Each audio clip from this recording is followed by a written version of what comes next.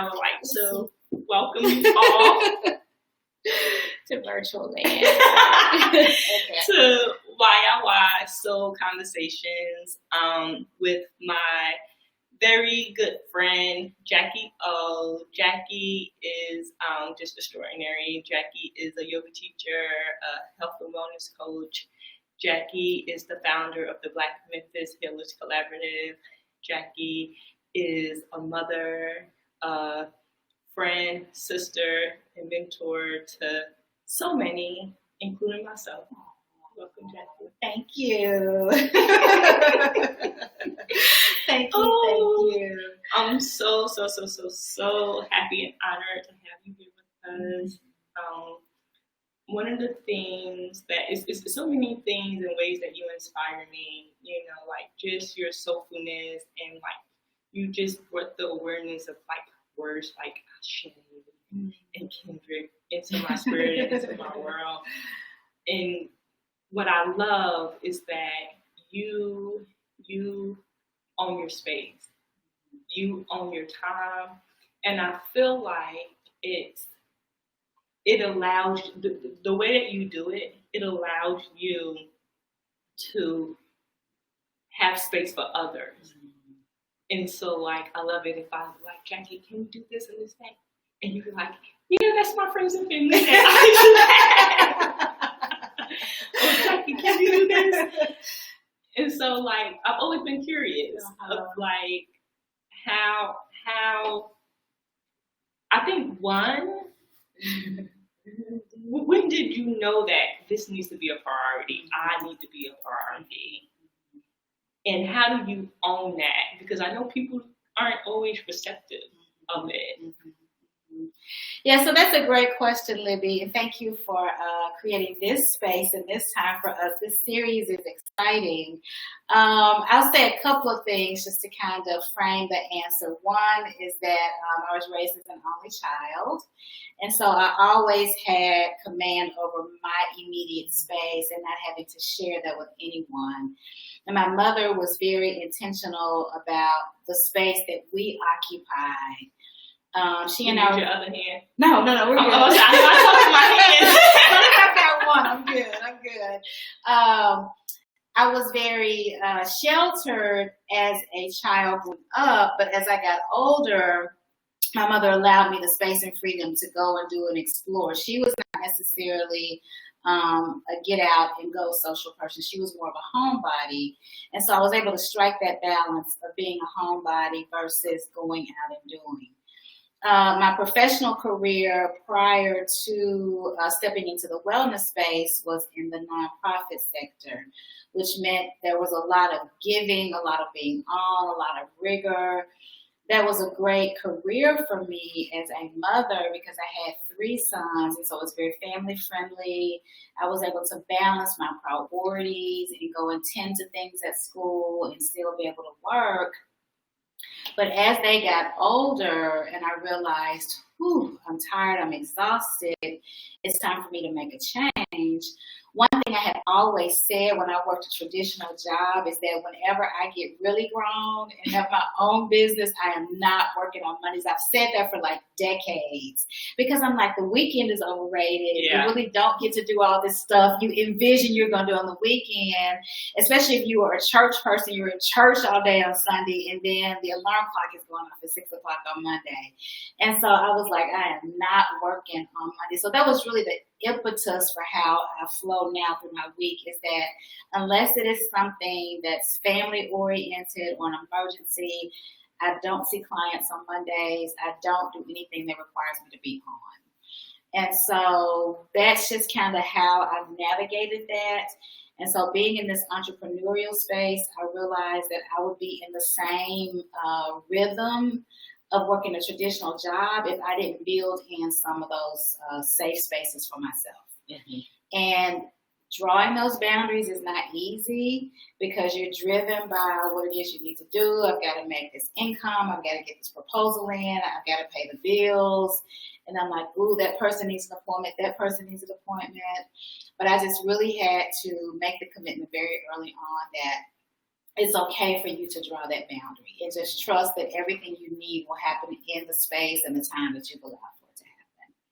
And so that's just kind of how I flow through this. Yeah. And even as I looked at, wanting to nurture my family more, wanting to nurture my friends more, it's like, well, I'm going to give them a day. I've got a day for me, and I'm going to let Friday be my friends and family day because my Saturdays are always busy. And so that's how that came up. And so same thing with Friends and Family Day. That's the day to go visit or check in or, just leave space for whatever comes up. Yeah. Because I know, like, you, and because we even do it, like if we're like, hey, let's connect. Okay, what day works best for you? And we set those times aside to be present with one another. But I know, like I said, like, you're everything to everybody. So how do you make room and space for that? This little earpiece. What I can't do is keep the earpiece away. I think my ear canal is just really small. I have the worst time with earphones. So I'm going to just put my finger there if that helps. Okay. All right. I'll try to move my head. All right. I'm back. And so, like, how do you, because I know, like, you're present. Because when you're present, you're truly present and you're listening. And so is it sometimes difficult? Because I know it's not like everybody needs you at the same time. But when things are going on in the world, it seems like it typically affects us all in certain ways. And so you may be needed. And so, like, is it sometimes overwhelming for you? Or is it just, like, you're able to, how are you present for so many people? I guess is my question. Yeah, I really am very intentional about guarding my energy and how much I absorb that's not purposeful for me. So, for example, there are just certain things I won't consume. I'm not a news person. I probably do that to a fault because there are many times when I need to be aware of stuff that's going on and I don't. So I really lean on my partner to kind of keep me up to date because she's going to know minute by minute. My mom was like that when she was alive. News was always on. And so I'm still working to strike a balance between being aware of what's happening versus being so detached that it's like I'm not a part of the world around me. But I'm an introvert in terms of my energy, so I have to really be careful about too much sensory overload. And so I start my day in silence as much as I can, in a mindful space as much as I can, so I can be grounded going into the day. I try to overload my schedule, which that's difficult to do because I'm a planner, I'm a scheduler. And so I finally come to realize, hey, if you can get maybe 2 or 3 things done, that's enough. Don't try to add 3 or 4 more because you're going to be aggravated, you're going to be grouchy. So really being a steward over my energy. Because the more energy we make available for others, the more they're going to take. And that's not necessarily a bad thing. The more energy we make available for everybody else, they're going to soak it up. I hope y'all taking notes. And so you said something earlier that I was like, wow, but you said the reason I'm able to make space for other people is because I do make that space for myself first. And that's the shift I've been making, is that I am being very intentional about the things I give my time and energy to, so that I can have the time and energy to give to the things that are most important to me. Because everything is not important to me in equal priority. And so I'm just very, and I go to bed at night. I get my rest. Rest is not overrated. It's necessary. We have to have it. And so Kenneth was asking us about the debate. I was like, you know what? That's not going to refuel me. It's not going to recharge. It's going to make me pissed off and stressed out. And I got a lot to do tomorrow, so I'm going to bed. That's what I did. It's so funny. Like you said, your partner is how you find the news. It's the same thing with Hector. People like, where you been? I'm like, I don't know. Just tell me what happened. Because it's like sensory overload, and it's so weighing that it's like I can't handle that right now. So if it isn't of importance or value to to the things that's important to me, I can't, you know, like I can't watch the news because I think it pours this false sense of fear into people that restricts us. Yeah. So I love that when you said, I'm like, yes, yes, yes, yes, yes. Can experience. Yeah. I mean, I can't be bothered with that. Yeah. You know, like I can't. And just knowing, because like, I mean, like I take my notes. You know, like when you know certain things you say to me, I'm like, oh, I need to do that. I'm like, yeah. Because we so easily can just fall into the rat race of just letting everybody follow us, or because we're moms, you know, like we're significant others, we're, you know, daughters. It's just so much that can distract us from taking care of ourselves, and we lose ourselves within that space. And so from the time that I didn't share with everybody how me and Jackie met, but it was divine. It was divine. One of the soulful words I learned from this queen. You know, it was just simply, I was walking down the street. She was teaching one of her Sapphire sisters, which I'm happy to be a part of groups, classes, and she thought I was coming in for class. But I was just like strolling downtown looking for spaces, and instantly we connected. And then after that, we just stayed in touch. And Jackie, you have this beautiful ability to build community and pour into communities and hold space, but also share space. And one of the things that I've learned from you is just that the sisterhood and the connections that I made with you and the other Sapphire sisters, it was so unique and different to me that I never saw it. And so it's like, have this being in this center, holding space and pouring into us, but then effortlessly you start pouring into everybody in the group. And it's like you can just start reciting things that we've said probably in the beginning of our session. And I was like, oh my God, you know, like, and but then it makes sense just now when you were saying, like, there's certain things I'm not going to bring into my space. And I admire that so much about you. But you are, it's just like, you're a part of so many groups and communities. You know, like, you'll send me a message like, hey, maybe I can give you interest. I'm like, how did you know about this? How did you hear about this? How do you do that? Like, is it just like, okay, this is my interest? Because I know you, right? So I know everybody else don't know you. And so, like, when I say these groups, Jackie's heavily involved with the Memphis Black, with the Black Yoga Alliance and women empowerment groups. She hosts for years the Sapphire Sisters Women Healing Circles, and then at You're in a Yogi, she was hosting Women Healing Circles. I mean, like, everything is poured into women, and specifically Black women. And I personally didn't even know really the significance of the need for it until our encounter. And I'm like, oh, you know, for a very, and I talked about this a little bit with Caroline for a long time. You know, I've been a part of the yoga communities, and I love yoga, but I was connected to my personal practice of yoga, and I was the quiet girl in the back row, just practicing. I roll up my mat and I leave, and then it wasn't until, you know, creating spaces with you and my other sisters, when I'm like, oh wait, there is something. Yeah.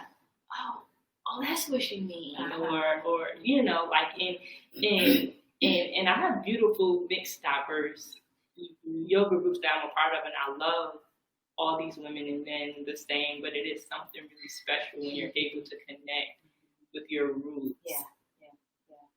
So to answer that is it's kind of two pillars to that. As you were talking about, and you talked about creating community.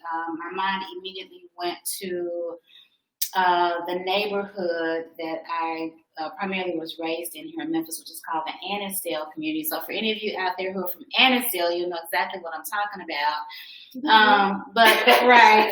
Our community was bordered by McLean, Lamar, Parkway, that area. So those of us who lived in that community either went to Melrose, Hamilton, or Central, right? Memphis is a city of high schools. But what high school did you go to? I went to Central. See how my energy is just in the high school, class of 84. So I'm sure when you first moved here, people asked, what high school? Yeah. Well, you're not from here, I can tell. That person, oh, you're not from here, I can hear your accent.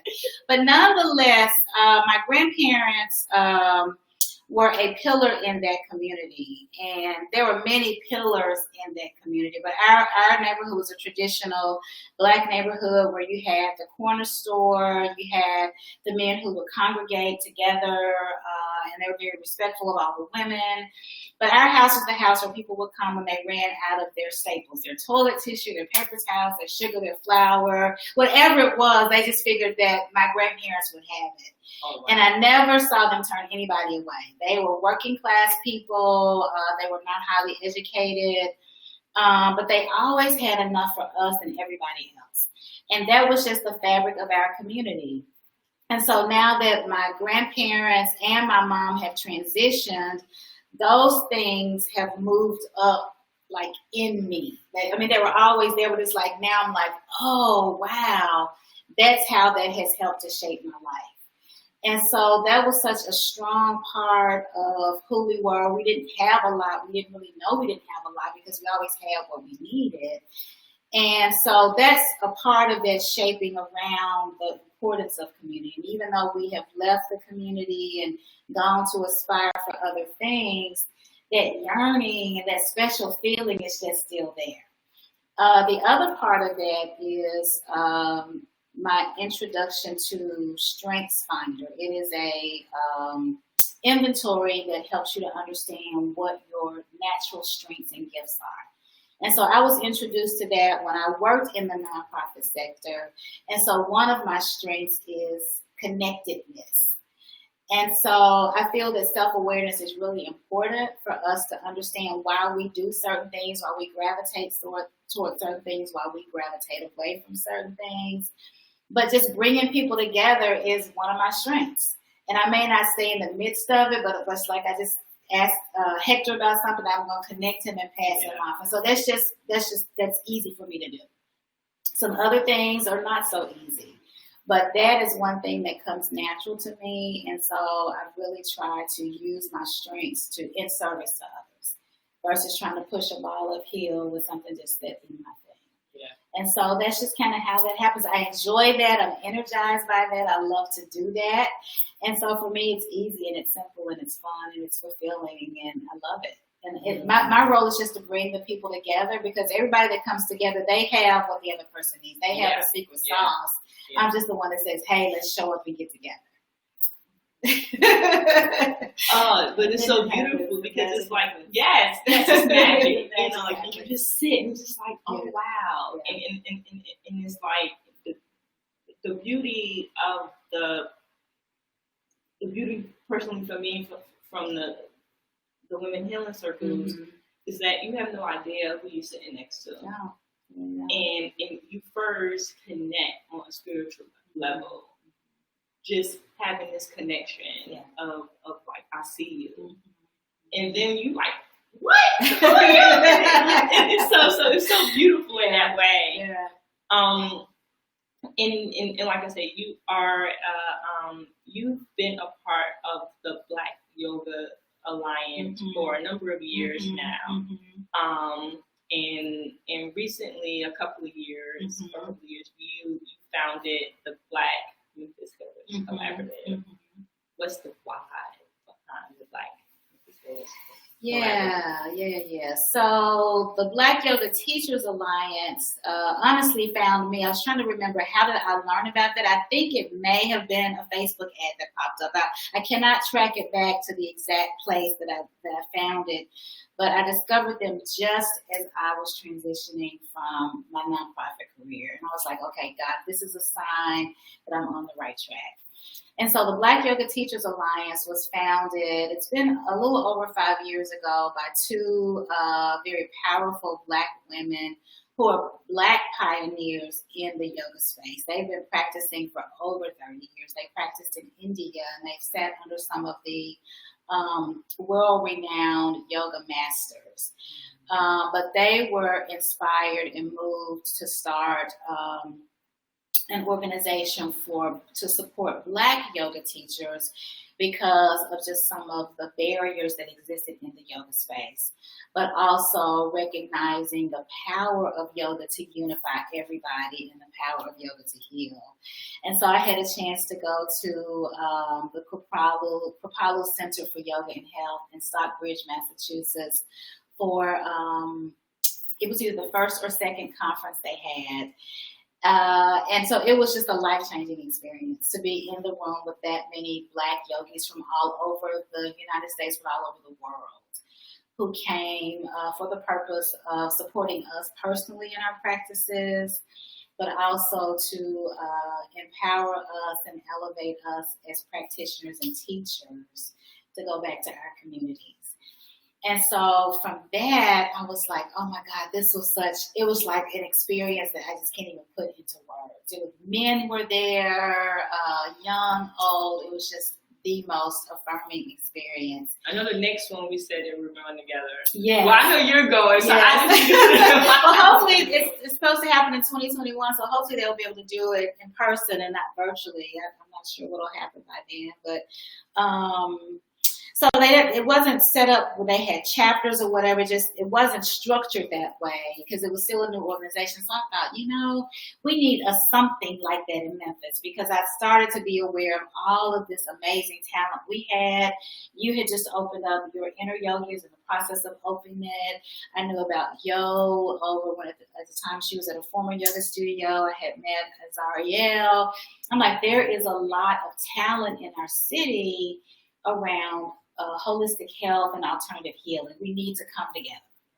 And so I just said, let me contact a few people and ask them what they think about this idea and see if we can come together and lay the groundwork. And of course, you were one of the people at the top of my list. And so we did come together. Your Inner Yogi hosted our very first event that we did in May of, was it last year or 2018? I lost track of time. I think it was May of 2018. It felt like it was 18, but maybe it was 19. I think it was 19. I think it was 19 because this one would have been September 2020. That's right. So yeah, it was 19. That's right. And so it was highly successful. We had planned it outside, and then the weather was a little iffy that day. So we made a start. And since that time, we've kind of trotted along very slowly because just need to build infrastructure. But your question was why? Why? Because Memphis is a city that is deeply wounded. There is a lot of racial wounding that has happened in our city just because of the history of Memphis. We were one of the main cities along the slave trade because of the Mississippi River. And so all of that trauma and wounding and racial injustice is a part of the fabric of this city. It's a part of the fabric of ourselves. And so we need a space to heal. We have to be responsible for our own healing. Nobody else is going to do it. And so that's the why behind Memphis Black Healers, is to forge a shift in consciousness that Black people matter. Even though the larger population, the majority population isn't taking care of us, it doesn't mean that we're not important. And so we then have the responsibility to help first heal our own selves. And as we do that, our community is healed. And so that's the purpose of Memphis Black Healers Collaborative. Yeah. And but your work every day involves that. Mm-hmm. Mm-hmm. Share some of the things that what you're doing and what you have coming up. Okay, yeah. So I took a leap of faith. I referred to my previous career a couple of times. I had been in the nonprofit sector for almost 30 years, primarily on the program side of things. So creating programs, implementing programs, evaluating them, mobilizing volunteers to help make those programs happen. Once I stepped into the wellness space, I did a master's program for 2 years. And then I was like, well, now what? I got to make some money. I got to pay the student loans. Student loan refund is about to run out. And so I decided through that connectedness strength to just reach back to some of my relationships from my nonprofit community. And was very fortunate to have a conversation with Leslie Smith, who was the former executive director at the Epicenter. She just took a position with the Bill and Melinda Gates Foundation. But we had a conversation, and so I just shared with her my passion for workplace wellness. I said, I just came out of nonprofit. I see what's happening. People are stressed out. Companies, I believe, want to support their teams with self-care. They just don't know where to start. And so we had a conversation. She said, let's figure it out. Let's figure out what we can do, because self-care is a part of our value as an organization. I believe in that. It's non-negotiable. So that one conversation led to me doing some work to support their team. Once COVID happened, they just really accelerated things for me, because I was still building, I was still networking, I was still meeting with people saying, hey, this is what I'm doing. And so really, going along this path of being an entrepreneur, trying to post on social media, stressed out, so that is not my thing, that is not one of my strengths. But from that conversation just opened a door for tremendous opportunity. And once COVID happened, the Epicenter said, we are providing a lot of hard skills to our entrepreneurs around accounting and marketing and, figuring out how to pivot, but they need some self-care support. And we want you to join our team of experts and be our self-care expert. I was like, yes! They didn't have to say anything else. And so from that has really opened the door for so many partnerships. I did some work with the Medical District Collaborative this summer with their workshop. I've done some work with Facing History in Ourselves. I did a beautiful session today with the Center for Transforming Communities outside of Overton Park.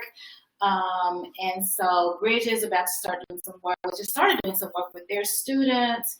Hopefully we'll be doing some work to support Girls Inc. And so doors have just begun. I was like, that look looks familiar. Yes, that is awesome. Strong, smart, and bold. Yes. My Girls Inc. Yes, yes. I used to work here.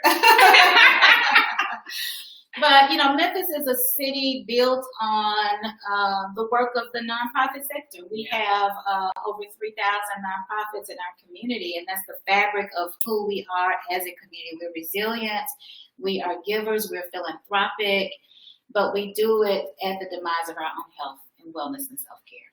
Mm-hmm. And so I've been fortunate to be able to step into that space from a place of experience and be able to understand with compassion what's needed and give people permission to draw boundaries and to rest. That's so hard for us to do. Yeah. Always gonna go. Yes. And especially in nonprofit. Yes. It's just like you said, we're always giving. Yeah. It's not creating that space for ourselves. And outside of the workplace, you have monthly events. Yeah. Right? Yeah. You want to share those? Yeah. So I'm like, come on. So I had to kind of strike a balance between teaching yoga and doing other things, and really allowing the yoga to be a part of what I offer. And so Sapphire Sisters was born out of a conversation that Chandra Harkins had with me. She had a vision to start a space for women of color, because she had practiced in some of the studios and just did not feel welcomed. but continued to practice, but still had this yearning for something more than what her experience there was. And so she said, well, I don't teach yoga, but I'd love for you to partner with me around this idea of Yoga Honeys. And so Yoga Honeys was the class that we were having the day we were walking downtown. It was just a space for women of color to come together and practice yoga. And so we did that for several years from a space downtown. And then the group kind of dissipated, but the women would still plug into your studio, into classes that I would offer in Binghamton. And so still had that space for women. And you was also offering the retreat. Yes, right? yes. So we do a retreat a couple of times a year. Again, bringing people together. And so Libby's been to the retreat. We have massages and a lot of quiet time, a lot of laughing, a lot of eating, a lot of crying. And then Sapphire Sisters was born as an extension or continuation from Yoga Honeys as a healing circle. And the importance of that is it is a container that women can step into, especially Black women, to bring whatever it is they need to bring into a space that allows them to release and to receive what they need for their healing. And that it's just as simple as that. And so you don't have to show up any kind of way. You can come with whatever you have, and the women in the space create the container for what it needs to be.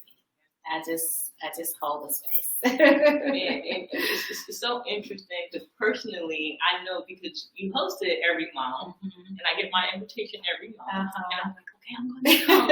And then something comes up, but it always feels like when I do make them, I just need it to be there. Yeah. And I always get what I need, always, without a doubt, even if we're not even doing any type of physical yoga practice, even just the discussions or that topic that you may have.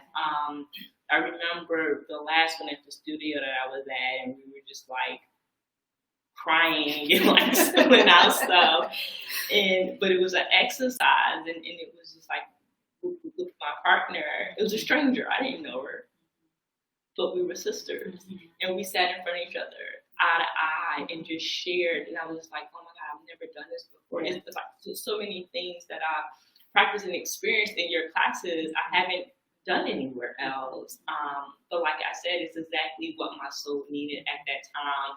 And so like in the past, I used to be like, no, you need to go to the like, you're messing up. You're supposed to be.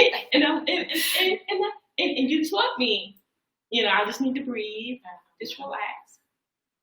Because you always make it okay. It's like, it's all right, Libby. We'll see you next time. Yeah. And so, but that taught me also to own my space and make space for myself and know that, like you have to allow yourself the generosity to not have to show up.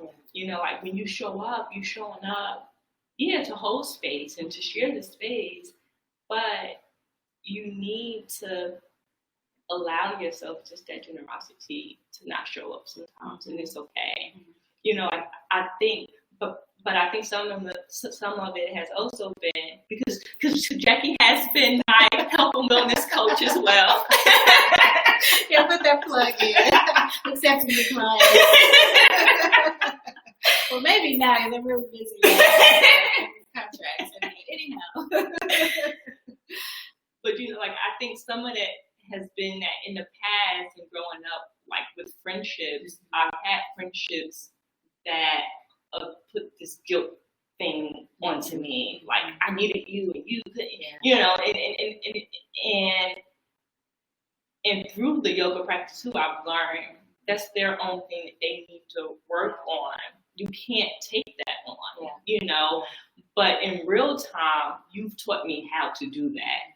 So, like, within the practice, I know, but in real time, it was like, girl, go take a nap, get some sleep. You're doing too much. But for a very, very, very, very long time, you would say to me, girl, I don't know how you do this. what are you doing? And it's not until now that I'm working from home and I'm like, that's what Jackie, like now I can look back and be like, what the hell were you doing? Like, which I think is, it was time for it or whatever. Yeah. But now, like, I needed you in my ear to say, you're doing a lot, baby. You're doing. I'm like, no, I'm used to it. It's okay. It's okay. It's funny you mentioned that because I was just telling my son today. I said, well, I've got to go out to Libby's house way out of Congress. I said, who? No, I'm not going to say that. I said, yeah, anyway, I said, I need to be back by 5:15. I got to get out to Libby's. I said, I think if I give myself 45 minutes, that should be enough time. I said, but oh my God, I said, I am sure that she's really enjoying the simplicity of her life now. I said, because Libby was doing so much. I was like, oh my God, it was just, I could just not conceive. You were hitting. Yeah, of how I felt like a slacker a bunch of times. I'm like, I ain't doing that. I can't do that. But, you had the grace to do what you needed to do during that time. Yeah. Was it sustainable for you? I don't know. Yeah. But there would be times when I'd be really concerned. Yeah. But at the same time, I respected your commitment to build the space. Talking about building space, you had a commitment to building a space and creating a space that was everyone's space. And everybody that came through that door knew that. They felt that. There was nothing on the wall that said, this is your space. It was just how you showed up and how you allowed everybody else to show up. Yeah. So all of that you did was certainly worth it. And now it's your time to just chill out and rest. Chill out and rest. Yeah, it was incredible. And so I appreciate just being able to not show up. Because you're going to be there. And have whatever amount I want to show up, it was okay. It was perfectly fine. Yeah. So thank you. No, thank you. Thank you. Yeah. Like I said, you just inspire me in so many ways, and I've learned so many things that I know just in our regular day-to-day conversations. It's just like, there's no point in saying all these things. So now you take advantage to like say those to me now. But like you just set a precedence in Memphis and within our community that it's just an honor to share. And it's one of the reasons why I asked you to be a trainer during yoga teacher training, because I'm like, no, like Jackie needs to help, just nurture and plant seeds in inspiring teachers. And for the last couple of years, we've done that. We have another one coming up. Yes. Yay. Sign up. Registration's still open.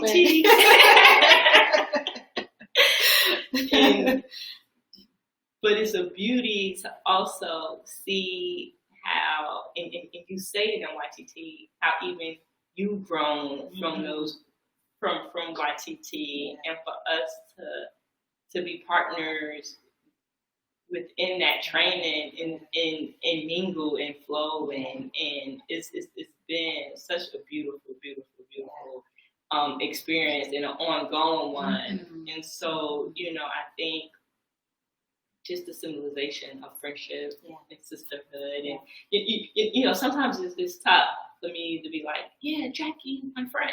And like, well, she's also my mentor, and sometimes she's my mom, and like sometimes and so that's a mom. But you already got 3. You can take me on 2. But like I said, it's that voice of when you're like, you're doing a lot, baby. You just need to, you know what I mean? Like, my mama say it to me too. And I'm like, well, I get it from you. But it's just being, and I know you have children, right? Not your boys, but your daughters. You have adopted. Yeah. Right? Yeah. Adopted I have girls. a couple of village soul girls. Yeah, I do. Village soul children. I do. Yeah. See, I love these so many words you pour out. I just wanted you to say it. Yeah, I do. Yeah, I have 3 awesome sons, Jeremy, Frederick, and Joshua. And they're all back home now, back in Memphis. living out their purpose and their calling. I'm so excited about that. I'm excited to have them here. And they are the biggest motivator for what I do. I was going to ask you. They really, really I'm going to ask you, what's your inspiration? Yeah. I look at how my mom, I'm my mother's only child, and so those, my sons are her only grandsons. And so I just look at how she was just very intentional about how she nurtured us and how her whole being was about making sure we were okay. And so trying to step into her shoes, I had to give myself permission to do that in a way that was authentically me and not so much replicate exactly what she did, but certainly carry on that legacy. And boy, has that been challenging. Have I tripped up a whole bunch of times? Absolutely. But I know that they give me grace. And so learning to accept that grace and release myself of all the woulda, shoulda, couldas. And, I should have done that differently, because we don't get a manual when we come here. So I became a mother at 19. And I just had to figure it out as I went along. But I had a lot of support. I had a lot of grace and just a lot of faithfulness, God's faithfulness. And I am proud of my sons. I enjoy them. I'm excited to have them home. And so along with my relationships with my sons have come the ex-girlfriends who just stayed with me, right? So I'm thinking, okay, that was probably the purpose of their relationship, was for me to get that girl, right? So it's kind of funny, but that's happened several times where those relationships ended, but my relationship with the young ladies continued. And so those are the village and the soul daughters I'm referring to. That's beautiful. And the current girlfriends too. So not just the exes, but the current ones as well. So you don't get no jealousy from who? The girls. Not really. Well, one time it kind of, Sweet Pea, she was my first one. She was like, "Who was that you wrote that picture?" But that's the only time that's happened. So I think they know it's enough. You know, sometimes how we can get, you're like, wait a minute. Yeah, so that's funny. I don't think I've experienced that yet from them. So anyway. You already know, there's no tolerance for that. It's like, nah, I don't get on her bad side. Now the boys, I haven't asked. Maybe the boys, maybe my sons have it, but maybe they feel that. Yeah. I don't know. I need to check in. Like, what you calling my mother? Yeah, I need to check in and see. Oh, this has been such a joy. Yes, it has. I know I'm like taking everything from you. No, you mentioned the YTT and the growth. We're only on time. It's like 15 minutes. Okay. Yeah, so vulnerability is something that I'm working on, and I shared this with Libby, but when we had the first set of photos that the teachers did, I had really worked myself up, because even as a teacher, even as somebody in the wellness space, I still have my own stuff and my own work I have to do, and I do that. I acknowledge that. But when I looked at our teaching team, I look at them as being strong physically, as being very resolute about their personal practice. And so I found myself feeling inadequate when I looked at our team, right? And so Libby had scheduled, you had scheduled our photo shoot, and you had sent it out, a long time ahead of time. This is what we're going to wear, this is what we're going to do, and blah, blah, blah. So I was like, oh, good, we're going to have photos made. But the closer we got to the time, the more anxiety I had. All week I was like, well, what am I going to wear? What pose am I going to do? What if my stance is not right? And so I talked myself out of it, and I did not show up for the photos. And then when I looked on the website, I was like, I ain't in none of the pictures on the website. That's because you didn't show up that day. And I was like, dog, it's like I don't even exist because I didn't show up, right? And so I had to really sit with that and be present with the power of just showing up. If you just show up, whatever else you need will be there for you. And so I took such a strong lesson from that. And so I try to make sure that once I schedule an appointment now, I don't cancel it.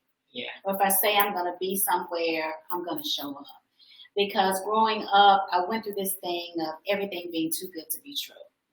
Because of disappointments I had experienced from people saying they were going to show up and they didn't. And so to guard myself from the disappointment or what it felt like to be disappointed, I would just talk myself out of something and just not deal with it. And it'll just be okay. Don't go because it may not happen. And so after I had that experience with the photo shoot, I'm like, I'm showing up at the next photo shoot. And you a bomb. And I showed up. Bridget was like, dog, I was like, yep, I'm here today. I'm not missing any more pictures. Those pictures look good. I'm not missing any more pictures. So that was a powerful lesson. It served me well to reflect back on that. Yeah. Yeah. And thank you just because like you said, we talked about that personally. But for you to share it now, and then we had some previous times where you shared it, and just to hear you share that, it greatly impacts me when I hear you share that story, because I know the space that you were in when you shared it with me, and then to have this openness, and I think as leaders, as you are a leader within our community, we have to lead by example. And so to see you show that vulnerability and to show others that it means so much. So thank you again. Yeah. Every time I hear it, I go back into that space and I'm like, it was so good seeing you that last time because I knew what that meant. Yeah. So in my mind, I'm like cheerleading. And then when you spoke it, we all were able to cheerlead you, and so that was beautiful. It was absolutely beautiful.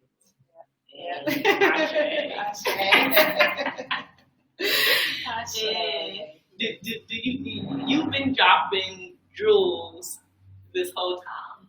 Do you have a closing offering to share? So, I'm thinking your space. Yeah. So we can, for me, the breath is the most important aspect of our practice. When people respond about their interest in yoga, sometimes they'll say, well, I can't stretch, or I'm not flexible enough, or I'll start yoga when I'm more flexible. And I'm like, that's saying I'll take a bath when, I get clean. And that's the purpose of the bath, is to get clean. And so my response to that is your breath is always available. Yoga meets you where you are. You don't have to do anything to get ready.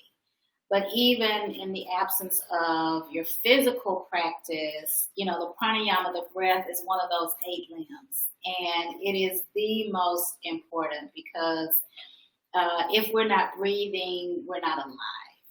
And even when we are alive, we involuntarily breathe. That's what the lungs do. That's what the heart does. There's a wisdom in the body. But we can still be inanimate if we're not really using our breath as a tool for our wellness. We can just be going through life holding our breath and constricting and not realizing how close we are to everything. And so the breath is that energy, that life force, that divine presence that allows us to open up and receive in the midst of all the chaos and the foolishness and the hatred that's going on. That's why it's so devastating when you see, and let me just kind of make sure when you see a person's breath being taken away from them right before your eyes. That's why that's so stabbing to us. Because our breath is given to us by the divine. It's not for another man to take it from somebody else. That's why that has such a great impact on us. And that's why the breath is such a powerful tool for our well-being and our self-care. Because all you have to do is just close your eyes and be aware that it's there and receive what it can do for you. So as we close, we will spend a few moments in breath together.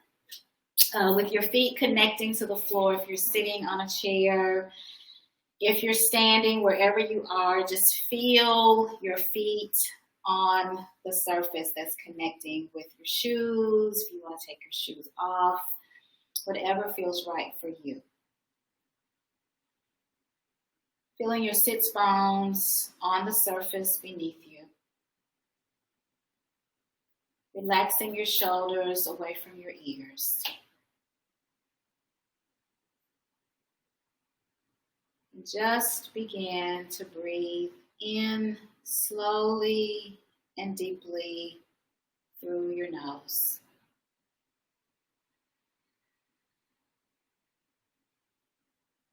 And releasing the breath back through your nose.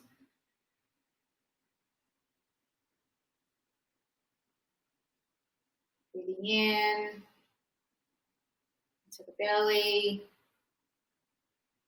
rib cage expands,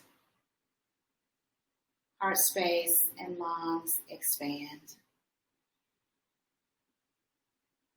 Exhale, release, and let go. And as your feet are connected to the surface, the floor, the earth, the dirt, wherever you are, just imagine that the soles of your feet are directly touching the dirt, Mother Earth, with strong roots from your feet connecting deep into the core of the earth, the source of our energy, the source of creation, the source of our being. And on that next inhale, you're drawing in that breath from the earth, receiving whatever you need. Receiving an abundance, joy, peace, love, forgiveness, grace, rest. Whatever you need, allow yourself to receive that in through that next breath. Pause at the top of that inhale. As you exhale through an open mouth, as though you're fogging a mirror,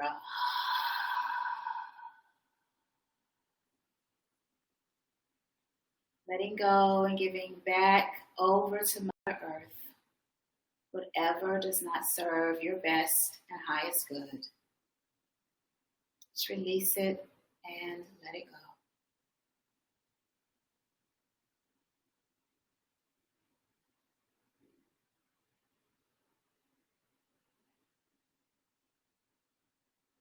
From this place of calm stillness, thinking of something or someone you're grateful for on this evening. And on your next inhale, breathing in the energy of gratitude. And on your exhale, sending that energy out to that person, to that thing, to that experience that you are grateful for.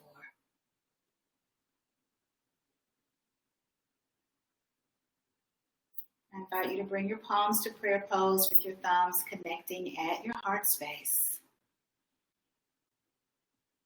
As your thumbs connect, feeling the beat, the rhythm of your heart, tuning in to your soul. Take a deep cleansing breath in through your nose. Exhale to bow your chin to the wisdom of your heart.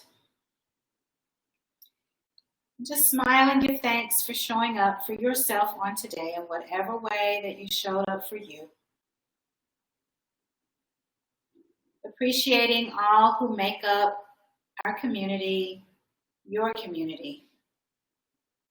But most importantly, having deep gratitude in your heart for your breath. Because in the absence of breath, we have no life.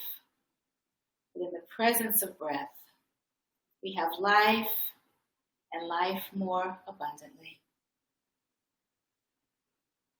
I honor the place in you in which the entire universe dwells. I honor the place in you which is of love, of peace, of light, and of truth. And when you're in that place in you, and I am in that place in me, we are one. My light and my divine honors the light and the divine within each of you. I greet you with namaste and ashe.